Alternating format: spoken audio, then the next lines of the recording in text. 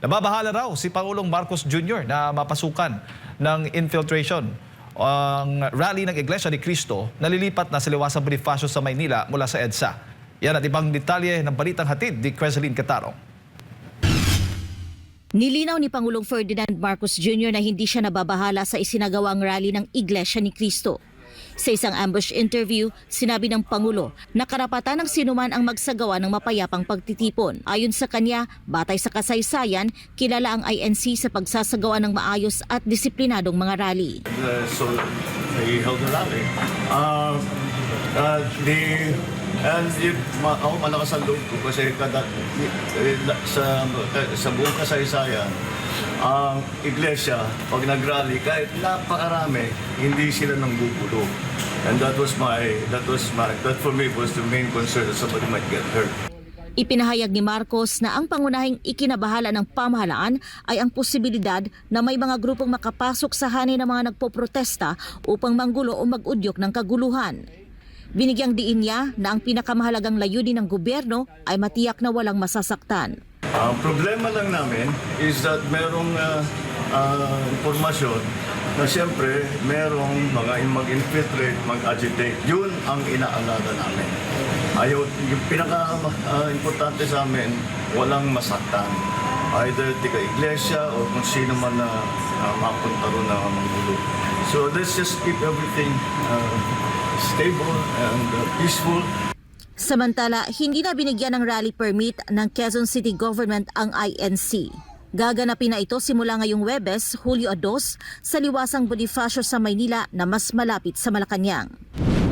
Sa kabilang dako, mariinding itinanggi ni Marcos ang aligasyon na umiiral ang selective justice sa ilalim ng kanyang administrasyon. Ayon sa Pangulo, opinyon lamang ng mga nagbibintang ang naturang pahayag at naniniwala siyang mali ang kanilang pananaw. Ginawa ni Marcos ang mapahayag matapos ang kanyang departure speech sa Villamor Air Base, Pasay City nitong Miyerkules ng gabi. Umalis ng bansa si Pangulong Marcos nitong Hulyo 1 para sa 4 na araw na official visit sa Canada. Layunin daw ng pagbisita na higit pang palakasin ang ugnayan ng Pilipinas at Canada sa larangan ng kalakalan, depensa, pamumuhunan at regional security. Sa kanyang departure statement bago lumipad, sinabi ng Pangulo na isinagawa ang pagbisita sa paanyaya ni Canadian Prime Minister Mark Carney. Ayon kay Marcos, nakikita ng pamahalaan ang unprecedented momentum sa patuloy na paglalim ng relasyon ng Pilipinas at Canada, partikular sa agrikultura, economic development, defense and security, at people-to-people exchanges. Binigyang diin din ng Pangulo ang patuloy na suporta ng Canada sa paninindigan ng Pilipinas sa usapin ng West Philippine Sea.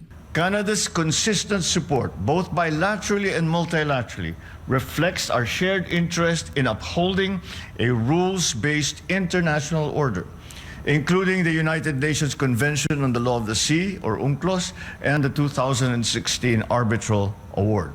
Sa kanyang pagbisita, magkakaroon si Pangulong Marcos ng bilateral meeting kay Prime Minister Carney.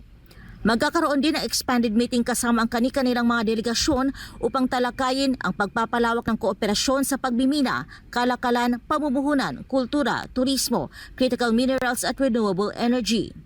Inaasahan ding mabubuo ang isang bilateral plan of action na magsisilbing gabay sa susunod na yugto ng relasyon ng Pilipinas at Canada. Tatalakayin din ng Pangulo ang mga isyong panrehiyon at pandaigdigan, kabilang ang sitwasyon sa Indo-Pacific at Middle East. I will talk about the Philippines' goals as this year's ASEAN Chair on ensuring energy and food security, strengthening maritime cooperation, and promoting the safety of ASEAN nationals. Isa rin sa pangunahing layunin ng official visit ang makahikayat ng mas maraming pamumuhunan sa pamamagitan ng pakikipagpulong sa mga negosyante. Habang nasa British Columbia, makikipagkita rin si Marcos sa Filipino community sa Canada na tinatayang nasa halos 1 milyon na ang bilang. Para sa Diyos at sa Pilipinas kong mahal, ito si Creseline Catarong, SMNI News.